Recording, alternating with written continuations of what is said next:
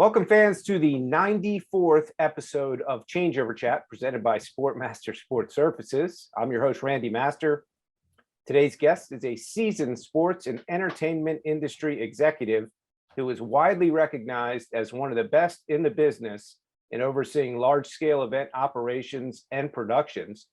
At the same time, he also happens to be one of the nicest guys you will ever meet in this business. Our guest started his career at the legendary sports marketing agency ProServe in Washington, D.C., and went on to become president and COO of the WTA Tour from 2000 to 2004. On the non-tennis front, he took his talents to the Las Vegas Strip shortly after the WTA as a top executive at the Cosmo and Life is Beautiful.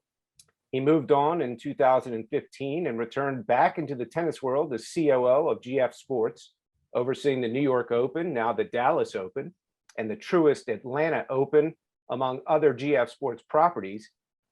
He moved into his current role as SVP in the IMG Tennis division in 2019, overseeing operations and executions for the Miami Open, where he joins us today in his beautiful office at Hard Rock Stadium. He is a graduate of the George Washington University, where he was a 4-year starter on the men's tennis team, and he is making his second appearance on Changeover Chat. Please welcome a man I like to call a friend, whether he likes it or not, Josh Ripple.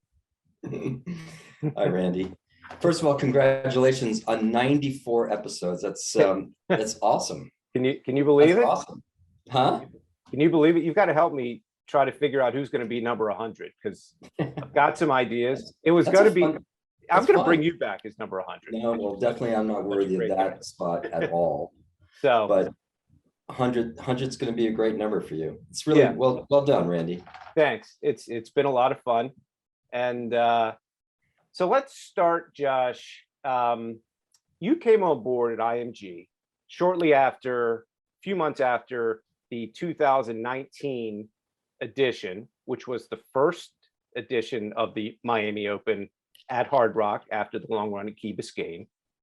You had to cancel in 2020, and I spoke to you then, and that was not an experience anyone would want to go through, but you made it through. 2021, the event comes back, but there were still mask mandates and tests going on and bubbles. Now here you are, 2022.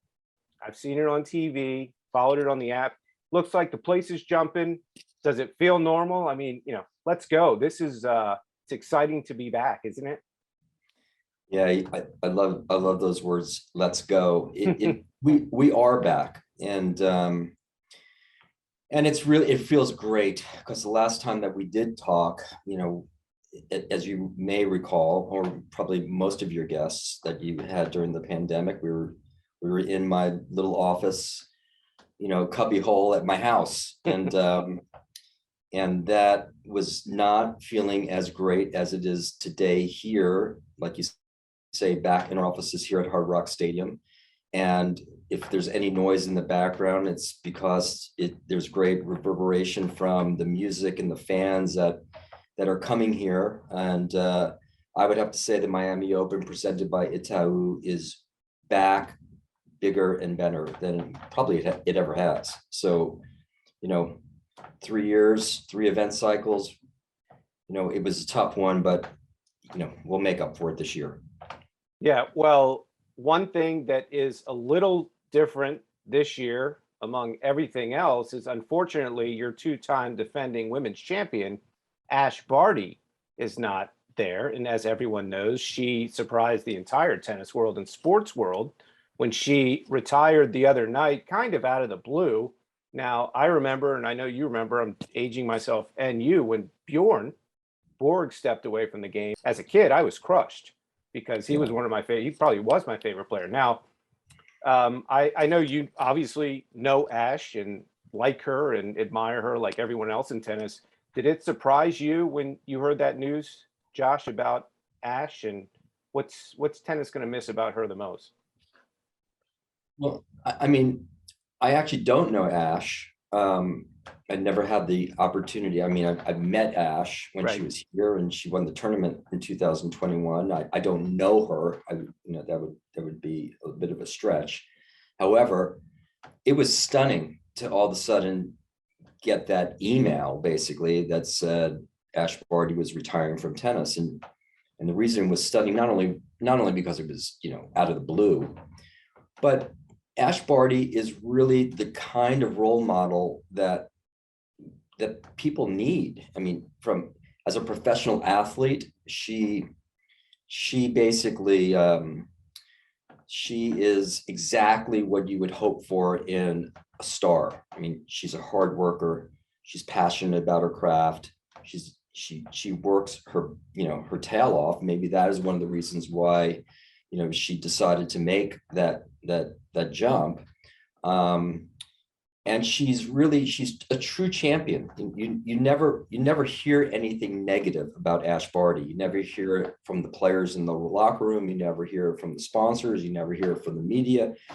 You never hear it from the fans. I mean, she is someone that's beloved in the sport of tennis. And I have to bet that there's a chance, because she's done this once before. Yeah. She stepped out of the game.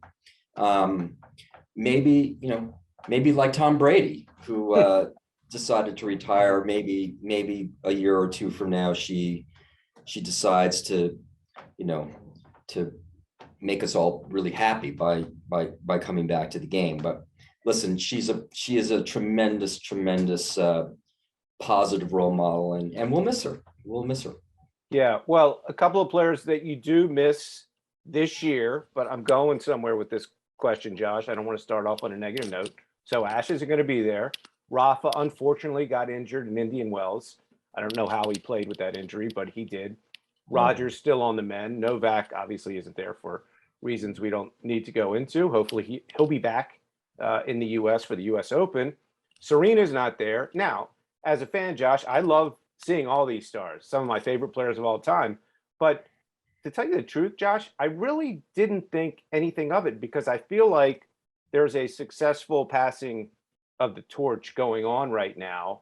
And tournaments aren't beholden to these great stars as much as you want them there. On your schedule today, you have Cordo, Saka, Emma, Murray, Fernandez, Sabalenka, Brooksby, Tsonga. It's a pretty damn good lineup. And do you agree that you don't need those marquee names as much as you may think you need them, or maybe thought you needed them years ago? If there's one silver lining to what the world faced with COVID, this is my opinion, but maybe the only silver lining as it relates to the world of tennis is that when tennis tournaments came back, they did not include all of those players that you just mentioned, and for various reasons, injury, taking time off, some of the players did not want to go through the COVID protocols and wanted to stay more with their families. Some people, did not want to deal with the risk associated with, what COVID was, was all about.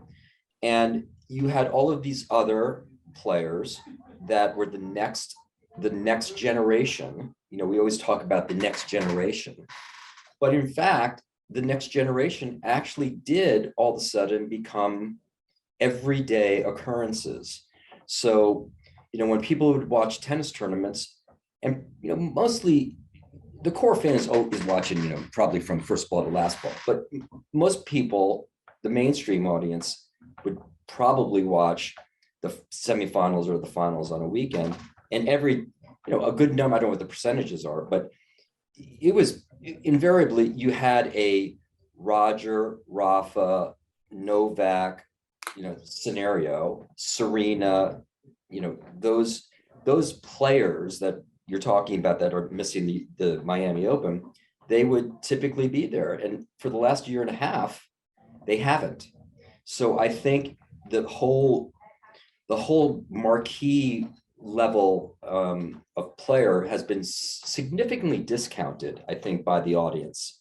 And now, on one hand, we terribly miss them. I mean, don't get me wrong. I mean, if Roger Federer was playing here, it would be fantastic from a promoter's perspective. I mean, obviously we'd probably sell more tickets, but at the same time, what we're seeing here at the Miami Open now is that it doesn't matter that they're absent, because this next level of player, plus what we have strived for and what our mission is to make this much more than a tennis event. I think people here in Miami are just wanting to get out, go to live events. If you were here, Randy, you probably would be blown away with what we've built here. And I think they just want to come because they want to be part of a really cool, really well-attended, innovative, entertaining, immersive event. Yeah, well, it's interesting. So we'll miss them, but we won't miss them to the extent where we need them as much. I guess that's the point. I think professional tennis and many tennis promoters, they would get so bummed out, frankly, about losing a player of that stature. Yeah. We will always miss them, but hopefully the sport doesn't necessarily need them as much as they used to. Yeah, well, you talk about that element on the grounds and making it a festival atmosphere. It's interesting. I was going to bring it up. I talked to Lou Shear on my show, our mutual friend at the USTA, who's head of all revenue generation for the US Open. And we talked a lot about what you just talked about. Fans at the US Open are inclined to stay there 8, 9, 10 hours a day. As Lou said, look, they come in and we're not going to lock the doors. And they have a blast. They go to the matches, they people watch, they shop, they dine, they do all of these fun things, and they watch tennis. Now, everyone has their own formula for doing that. Lou's in a good position because he's at the US Open and they put billions of dollars into that infrastructure. Now, you have a great tournament down there. It's at Hard Rock Stadium. Like, and you've been doing this a long time. Like, what's your formula, Josh, for creating that environment? When people come in those gates, what do you want them to think? Like, what emotions do you want them to have when they're on those grounds? Well, we want them not necessarily to be here only because of what happens on the court. So I would say at this point, we're really an entertainment and lifestyle event that also has a tennis tournament, Right. A part of it. And I think that's always been every tennis promoter's aspiration. We may be a little bit different here in Miami, primarily because we're partners with the Miami Dolphins, and the Hard Rock Stadium is an iconic venue here. So events that happen at Hard Rock Stadium typically attract a broader audience necessarily, as opposed to just a tennis audience. Right. And that is really important here. But if you do, let's just talk it through. I mean, if you do come here to the Miami Open and you walk through the gates, you are seeing a lot of different things happening. There are hospitality structures, our retail stores, our art, the restaurant partners that we do have here. It's much more, in my opinion, and it is our goal that it is much more of a, like I said, a lifestyle experience than it is just tennis. And by the way, I mean, we have everybody in the world playing here, with the exception of some of those players you mentioned before. Yeah. So if you're a tennis fan, you're in heaven, frankly. It is very much like the US Open. And you also have the ability of great weather and all of the other things I just talked about: culinary, art, music. It's all happening throughout the footprint when you come here. The US Open, obviously, Josh, with what Lou does there with sponsor activations, the fans love it. They go into the Mercedes area and they get in the cars and they have the Heineken restaurants, and it's so much fun. Now, when I think of sponsor activations at big tennis tournaments, I actually think of the Miami Open first, because everything is so first class. It's Miami chic. You like to sit in these big chairs and relax with a drink from one of your booze sponsors. You have a lot going on down there this year. I've seen some ping pong on one of the videos. I've seen the Cadillac electric car display. I've seen a lot of really engaging activations. Now, how do you work with your sponsors to really create that experience down there that bring fans in, and those fans want to stay there and really interact with a brand, and not just walk by a tent? Yeah, it's a really great question. It really comes down. Listen, the Miami Open and what IMG has built over the years, that you sort of reference Key Biscayne, which had a signature, a very unique signature. And when IMG partnered with the Miami Dolphins in 2019, and we brought the event here, it basically allowed us to do a couple of things. One, which was attract some of these major brands, number one, because while Key Biscayne was a very, a very sexy type of climate, and everybody loved the fact, everybody felt like the aesthetics and the tropical nature of it was, amazing, which it was. It was a very limited site, so you didn't have the ability to have partners build very much. So it sort of had that, long ago type of foundation. What I mean by that is the tents that were built were, sort of traditional tents. The partners that were there probably were in small activation spaces. You couldn't really build very much there. You couldn't have a gondola there like we have here at the Miami Open.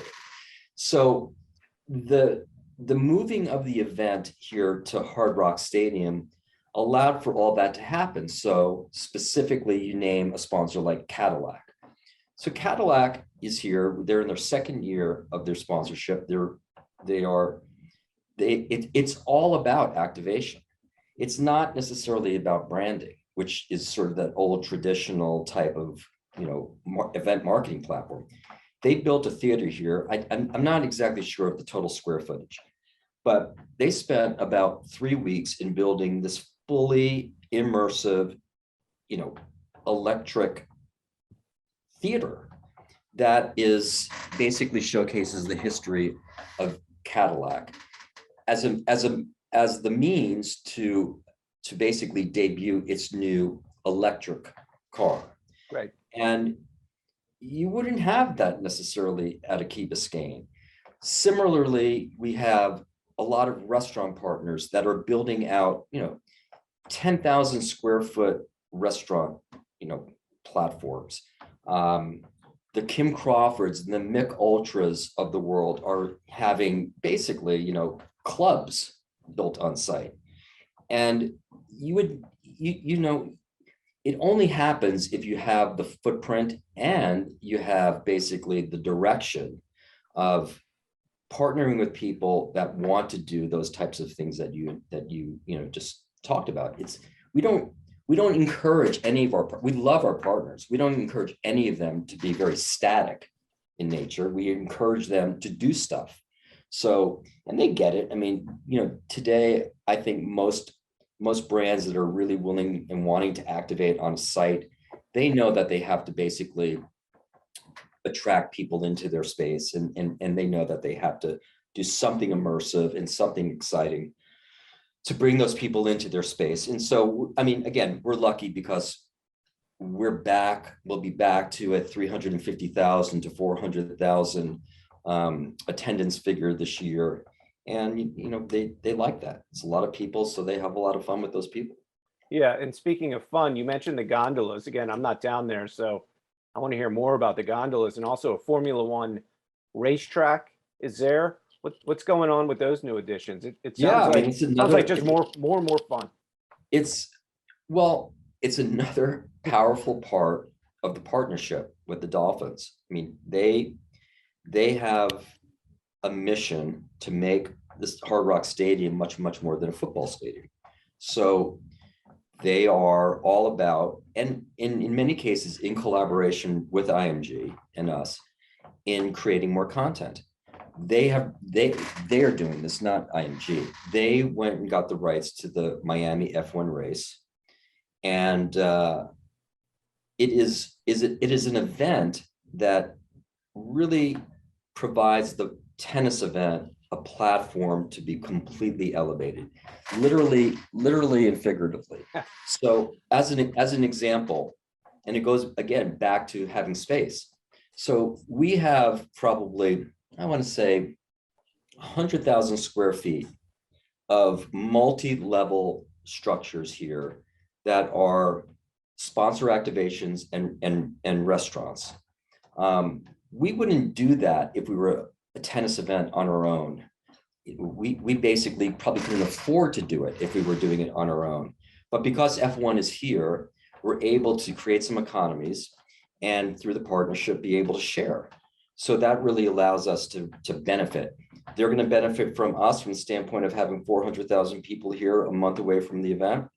We benefit from them because we're able to use some of the structures and some of the amazing things that are built and the excitement around F1. I mean, F1 is really sort of out of control with enthusiasm and excitement. And if you come here, if you were here today, Randy, you would sit there and go, oh my God, I mean, I can't believe these structures that are built out here because they're planning to have 100,000 people each day for a 3 or 4 day period. The structures are massive. And on one hand, it's a little bit of a construction zone, but on the other hand, people are just excited to come in and say, oh my God, look at this thing. And they see the track and they see, so it's, it really plays off of one another in a very, very great way. So F1 is really a big help. Yeah, so you look at the site now and you look at everything that's going on at Hard Rock Stadium, you compare it to Key Biscayne, the tournament has evolved in a big way. I completely understand because I was at IMG for a long time while the Miami Open was in Key Biscayne. It's a beautiful site now. The guy that was behind it all from the very start with the Lipton guy named Butch Buchholz, he was back in Miami.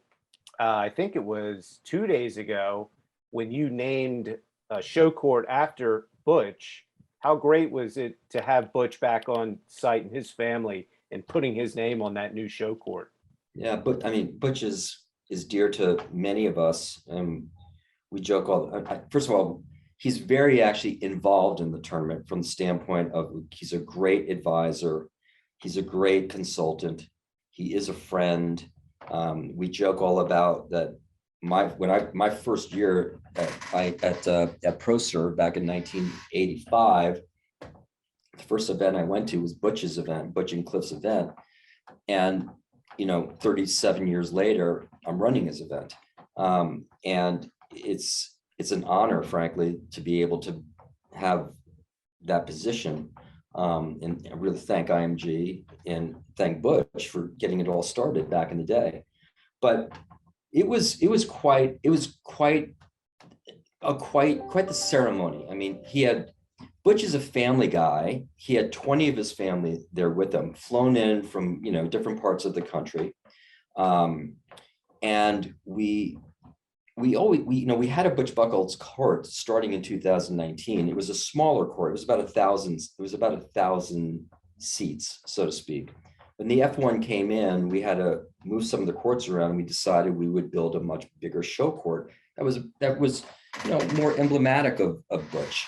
And so we built this 3,500 seat show court, and it's now named the Buchholz Family Court. It may be shown on television from a locator standpoint as Butch Buchholz, but here on site, it's called the Buchholz Family Court. And it's just a great opportunity for us to say thank you to a true pioneer of the sport and the guy who started the whole thing. I mean, none of us would have our jobs here at the Miami Open if it was not for him. And he's very appreciative. And like I said, he's involved, and I bring him out here and have him speak to the troops. And anytime we get new salespeople, we all know Butch for being one of the great promoters of all time. And he loves being able to, mentor people. And so we were thrilled to do it. Yeah, well, it sounds like it was a great ceremony, and another big event or a big day that I've been following that really just touches me. It touches people in tennis, touches everybody. that likes to see the charitable activity and the foundations and everything that these players are involved in. Now, you had a few dozen players. I think they did a community project around Miami-Dade County.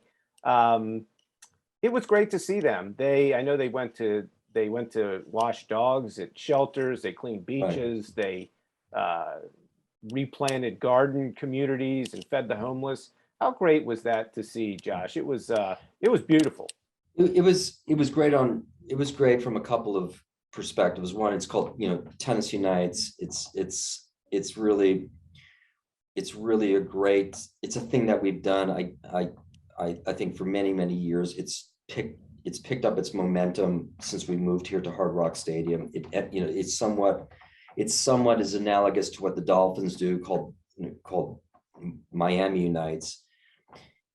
So it's great. I mean, it's what we're about. It's giving back to the community. It's participating. But the best part about it for us this year, Randy, was that the players actually were able to go and interact with the kids and the people, which has been missed really for 3 event cycles. So, you've seen a lot of the images in, whether you have Andy Murray out there or Frances Tiafoe out there. It's just awesome. I mean, first of all, they're amazing with what they do with the people. And I think actually, players. I mean, sometimes it's hard to get a player to do something every once in a while. They're very focused on wanting to win a championship. But when asked to do this, there were a lot of players that wanted to participate. And I think it's because, number one, they feel the need to interact with the community and make tennis, again, very, very popular and very, very, very viable. And the second thing is, I think they missed the interaction. Yeah. I think Frances Tiafoe is an example who I love. I think he actually really enjoyed being out there on the court with some kids and hitting balls with them and, giving high fives and just helping. I think it was spectacular to see some of that. And I'm so happy that it's back. Yeah, well, it was a great thing. And another player who's always been involved in charitable causes is Madison Keys. Now, she's the founding champion of a nonprofit called Kindness Wins. She announced yesterday that the award for the Medal of Kindness went to no other than Mr. James Blake, your partner down there and tournament director. Now, James, obviously, and Madison, 2 of the kindest people in the sport of tennis. Now, I want to talk a little bit about James because you work so closely with him. He's going to be on the show Monday, by the way. He's going to make his second appearance as Josh is making his second appearance. Now, I was looking back on my interview with James last year. We were talking about you, and I quote James, "Josh is the real brains behind the operation at the Miami Open. I'm just doing what I can do to keep up with Josh." Now, that's why he gets the kindness award. But seriously, and I may have asked you this last year, but I'm interested because I'm such a big fan of James. How's that relationship? You guys seem to work well together for sure. First off, I mean, there are a lot of brains here. It's me. I'm pretty much selfless and don't have much of an ego and want to put more people out in front. And the team here is really the brain. The only way we are good at what we do and we're brains is because we have a collective brain and it's a team effort. James fits so well into our team, and you just using the word kindness, it's the best word to describe a champion like James Blake. And we couldn't find, frankly, if we had to pick a person, I don't know that there are many other people out there that we would want to choose other than James Blake, because first of all, he's really smart. He's really kind. He is obviously a champion. He knows what he's doing. And he he just understands how to collaborate and understands what a team orientated business is. Yeah. There are a lot of people that I think get into that type of a role, and some people refer to it as a celebrity tournament director, and you're sort of the face and all that. James actually, we don't use James enough, frankly, and we are going to use James more than we have since COVID happened. But James is a business guy as well. I mean, he totally gets it, and he's just awesome. I mean, when I was watching that whole thing on Tennis Channel yesterday, and he and Madison on there, they couldn't stop talking, nice things about each other, and they were both being pretty self-effacing about what was going on there. He and I get along very well. There's good chemistry there. We stay in our particular lanes, and he knows what he's doing. And frankly, I'm thrilled that at the end of the day, our team and our role is really about creating a lifestyle event that has tennis, and his role is about making sure that the players get what they need, make them happy, and can relate to them much better than a non-champion would, frankly. Yeah. And another guy that relates to players is Tommy Haas, who was just on my show. I don't know how well you know Tommy, Josh, but nice. He was really, really friendly and talked about the tournament like James talks about the Miami Open. I'm not as close to it because, frankly, we're not a partner with BNP like we are Miami. But it was funny. Tommy and I talked a lot about James. They had a classic match at the U.S. Open back in 2007. It was nuts. I wanted to go back and watch the entire match when I was doing my research, but beautiful stuff. And he had great things to say about James and Miami Open. He did throw in. I said, look, I want you to go on record. Is the BNP Paribas Open the fifth slam, or is the Miami Open? And he looked at me like it was the dumbest question I've ever asked. He's like, come on. He's like, great, go ask James. James would admit that we're five. And he said, so he was joking around. He said, I wish them nothing but the best. They wish us, but will you fire back at Tommy on the record, or will you just let him have his moment? Well, naturally, he doesn't know what he's talking about, which is better.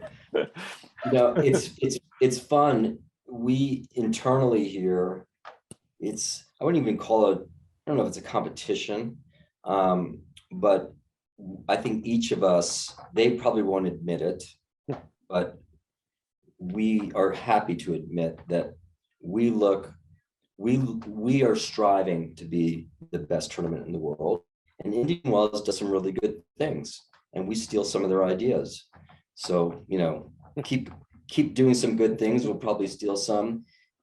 If they were here this week, they would sit there and go, oh my God. I mean, we have to do a lot of work, because we're number 6 and we want to be meaning Indian Wells. We're number 6 and we got to be number 5. Right. For the next thing we know, their team with Ray and Tommy and Mr. Ellison, there'll be a gondola there at Indian Wells. But it's a friendly thing, and I'm really happy, and I think it's great for tennis, frankly, that you have a James Blake, who is this, the spearhead of the Miami Open. You have Tommy Haas, who's the spearhead for, BNP Paribas Open. It's just awesome. I love that they can have a friendly competition.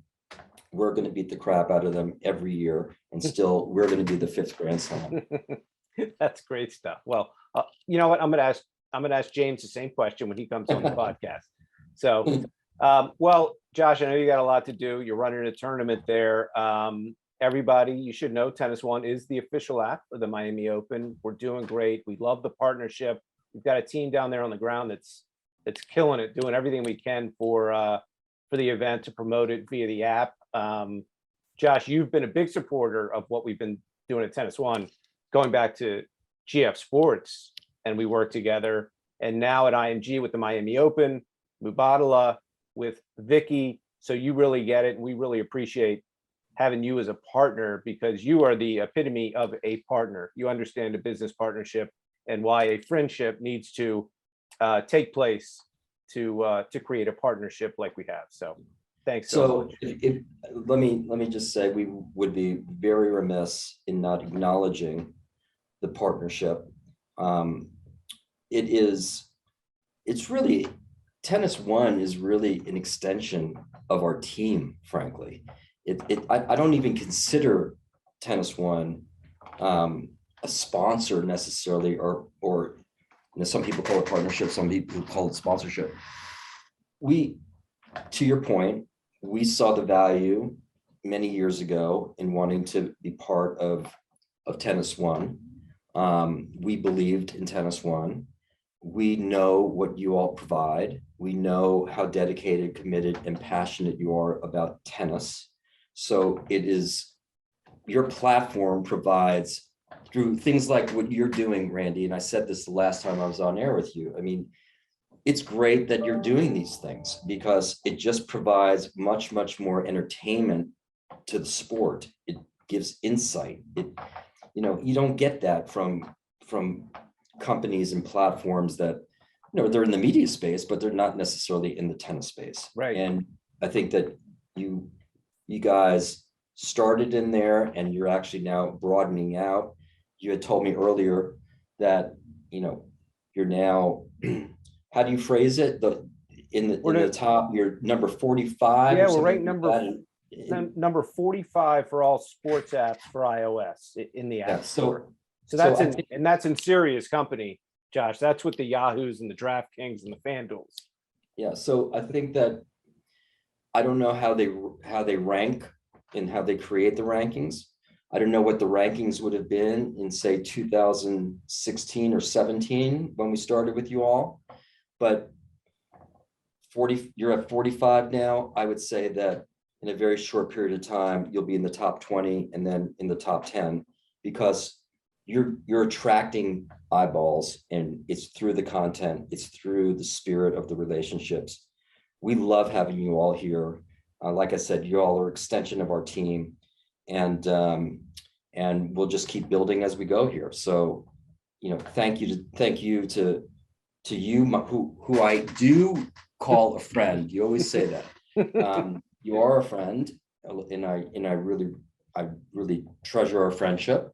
And the company being involved with IMG and the Miami Dolphins for the Miami Open, and as you said, in San Jose with the Mubadala Silicon Valley Classic, we're really proud of the involvement. So thank you very much. Well, we appreciate it. And your next call can be to Feliciano Lopez. IMG owns the Madrid Open. You get me in there, Josh? Oh, I forgot to add that.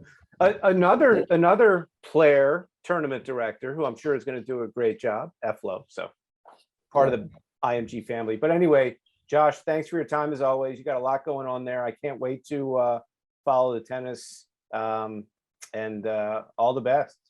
Yeah, Randy, again, thank you for everything. Keep up what you're doing. I think it's awesome. I love watching them. All of your episodes. You really have transitioned into this media star. You're going to need an agent soon, so you may want to call somebody at IMG. But thanks very, very much for not only your personal involvement in all this, but again, TennisONE's involvement with us. So thanks a lot.